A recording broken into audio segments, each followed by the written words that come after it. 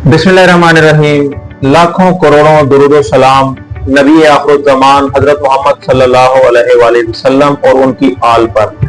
अस्सलाम वालेकुम दोस्तों, मैं अमीर अली शेख एडवोकेट आपसे मुखातिब हूँ। आज के वीलॉग में हम बात करेंगे एक अहम और हालिया हुकूमती इक़दाम के बारे में। पंजाब हुकूमत ने कमर्शियल प्रॉपर्टीज के किराया के ऊपर 16% सेल्स टैक्स नाफिज कर दिया है। ये सेल्स टैक्स किसने देना है, किसने जमा करना है और किसको जमा करवाना है, इसको हम तफसील से इसके ऊपर हम बात करेंगे। सबसे पहले ये टैक्स कानून है क्या। 18वीं तरमीम के बाद हुकूमत पाकिस्तान ने सर्विसेज के ऊपर सेल्स टैक्स का इख्तियार जो है वो सूबों को तफवीज कर दिया था।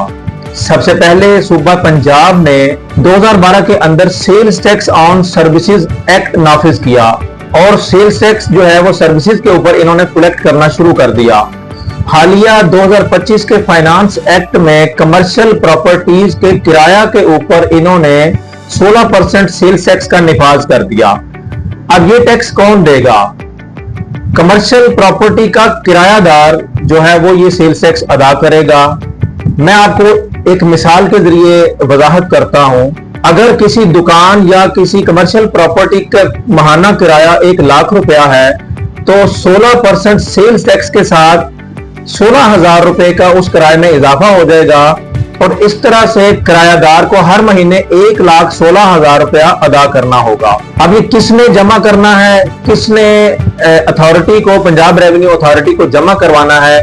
ये जिम्मेदारी प्रॉपर्टी के मालिक की है कि वो टाइमली किराया वसूल करे, उसके साथ टैक्स वसूल करे और हर महीने पंजाब रेवेन्यू अथॉरिटी को वो जमा करवाए।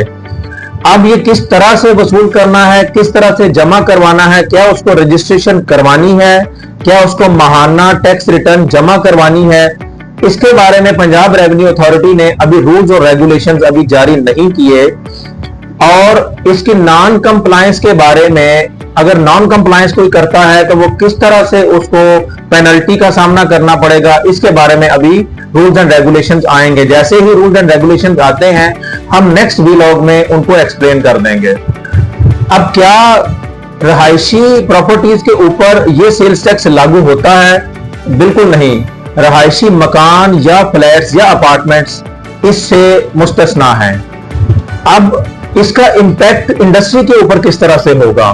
यकीनन जो कारोबारी हजरात हैं जिनका बिल्डिंग्स किराया के ऊपर हैं, उनके अखराजात में इजाफा हो जाएगा।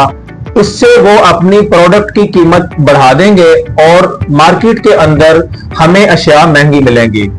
अब हुकूमत का इसके बारे में ये मौक़िफ़ है कि इस तरह से सूबाई आमदनी में उनका इजाफा होगा और टैक्स बेस को वो बढ़ा लेंगे और जो इख्तियारात उनको 18वीं तरमीम के बाद मिले हैं उसकी ये एक बेहतरीन मिसाल है।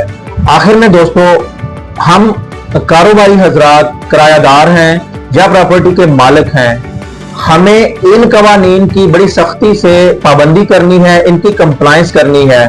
टाइम पे किराया अदा करना है और टैक्स अदा करना है और टाइम पे मालिक प्रॉपर्टी ने पीआरए को ये किराया जमा करवाना है। अगर किसी भी तरह की आपको कंफ्यूजन हो तो आप अपने टैक्स कंसल्टेंट से राब्ता करें या पंजाब रेवेन्यू अथॉरिटी की वेबसाइट से इसको जाके कंसल्ट करें।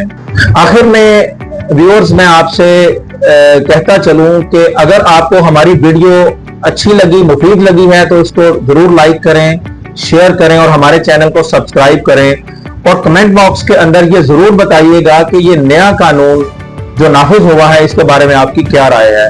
अगले वीलॉग तक के लिए खुदा हाफिज।